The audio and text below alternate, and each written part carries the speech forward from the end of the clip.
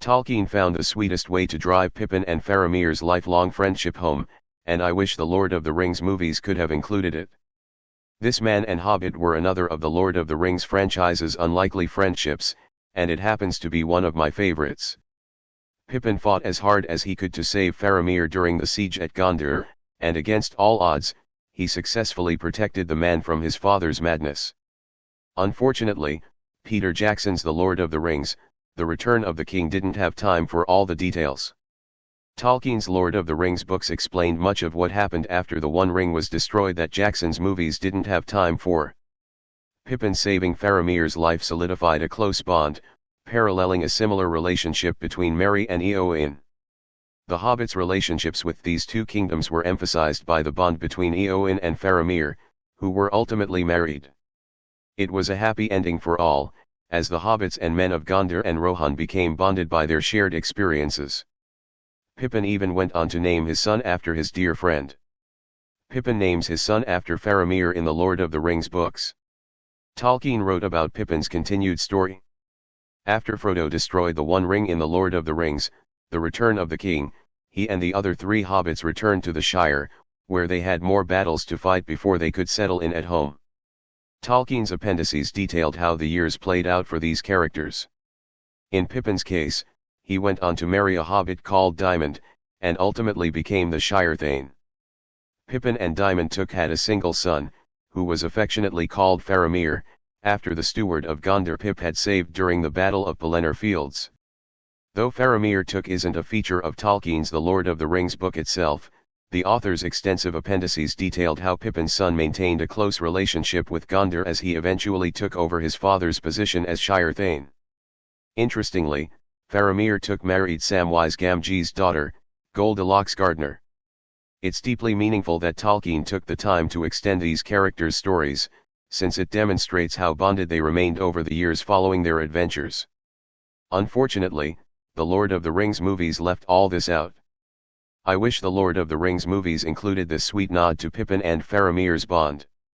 It's the perfect representation of the bonds formed during the war. Eowyn, Miranda Otto, standing behind Faramir, David Wenham, at Aragorn's coronation ceremony.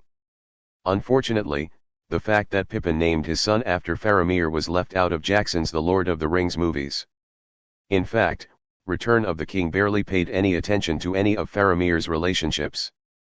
The character was far more sullen in his on-screen version, and the scenes in which he shows Pippin so much gentle kindness were only included in the extended edition of Return of the King. The same is true for the scenes featuring Faramir's budding relationship with Eowyn. As a result, the profoundly important links between Gondor, Rohan, and the Shire were largely absent from the Lord of the Rings movies.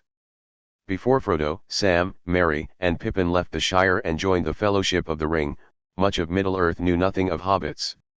However, Sweet Merry and Pippin developed close relationships with Rohan and Gondor, respectively, and their involvement with Eowyn and Faramir aided in uniting these two kingdoms. These friendships and their ripple effect consequences are a major theme of The Lord of the Rings, and it would have been a delight to see this represented more on screen. Why this detail isn't included in Peter Jackson's movies? It makes sense that these extra details were cut. Merry, Frodo, Sam, and Pippin standing as the royal court bows to them in the ending of The Lord of the Rings. Though I'm sad that Jackson's Lord of the Rings movies didn't ever reveal that Pippin named his son after Faramir, I can understand why they didn't. Even Tolkien's central story didn't dive into this detail, and the big reveal was left in the appendices. Jackson focused the ending of Return of the King on Frodo's departure for the Undying Lands and Sam's happiness with Rosie Cotton, a girl he often spoke of and whom audiences were already familiar with. It would have been sweet to see Pippin get married and welcome his son, but it would have taken build-up that Jackson didn't have time for. Additionally, as previously stated, Jackson had already cut much of Faramir's story out of The Return of the King. We didn't see the development between Faramir and Pippin on screen in the same way we did in the books.